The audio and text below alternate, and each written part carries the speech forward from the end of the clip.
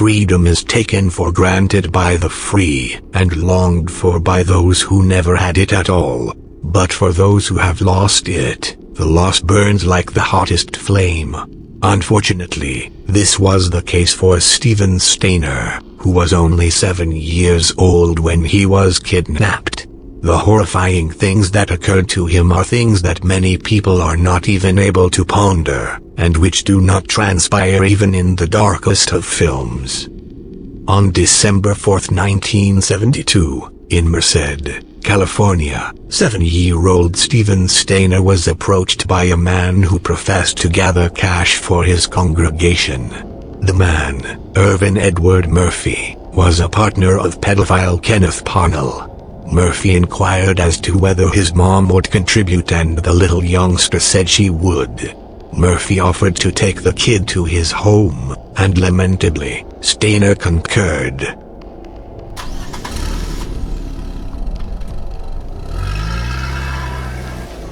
Parnell was holding up in the vehicle, thus started a 7-year nightmare for youthful Steven Stayner. Stayner was taken to a lodge in Cathays Valley, which was only a couple hundred feet from his grandma's home. Parnell sexually abused him on the absolute first night, and the awful pedophile began assaulting the kid inside about 14 days of his catch.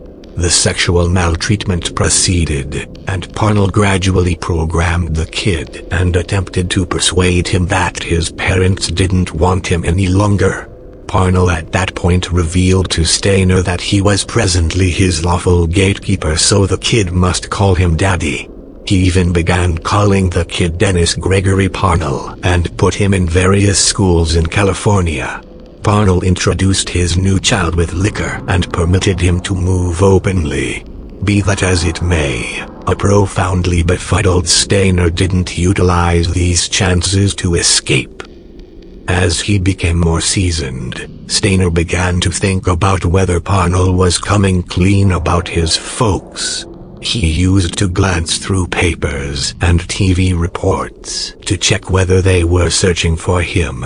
Disastrously, his folks sent flyers to schools he had joined in, however nobody at any point remembered him. In the long run, Parnell concluded that Stayner was getting excessively old and captured another kid named Timothy White in February 1980. The 5-year-old cried and asked to be brought home. Stayner realized that on the off chance that he didn't act, White would endure a similar destiny as him. After 16 days, Stayner got away with White and caught a ride to a police headquarters in Ukiah, California. Police captured the two criminals. However, Murphy just served 2 years in jail, while, unbelievably, Parnell just served 5 years. In 2004, Parnell got a 25-year sentence for attempting to buy a 4-year-old kid for $500. I wish I could reveal to you that Stayner's story had a bright ending, yet as a general rule, the poor man met a heartbreaking end. He didn't get directing for his difficulty and left school ahead of schedule after remorseless children prodded him about being sexually molested.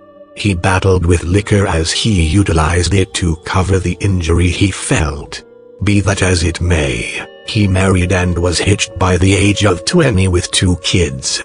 His better half, Jody, said he was at long last discovered dead when on September 16, 1989 he was killed when a vehicle slammed into the bike. The worst part about this story is not only that it is real, but the fact that this is probably happening in many places. There have likely been an unbelievable amount of cases, and it is happening right now somewhere in the world, without a shadow of doubt. All we can do, at the very least, is try to protect our children. Unfortunately, kids whose parents are not always present, or kids that do not have fathers at all, are most typically the ones that encounter these horrific fates. If you enjoyed this video, please like and subscribe. I upload interesting content that I attempt to thoroughly research, and that is based on true occurrences. I find reality to surpass fiction. This has been Creeporium. Goodbye.